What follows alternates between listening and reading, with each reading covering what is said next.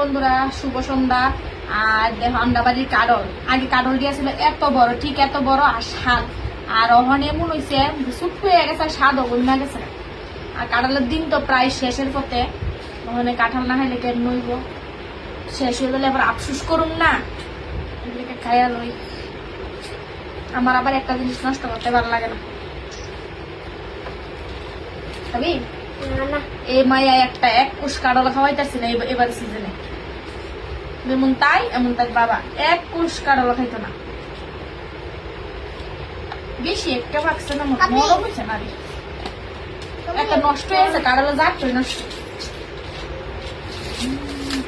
খাইয়া লই, তারপর দাবা খুলুম।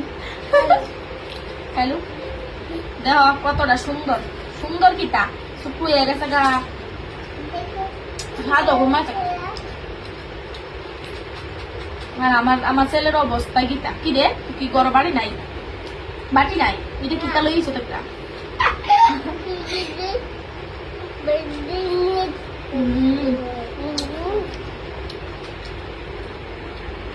ভালোই লাগে মুরগি রাখে।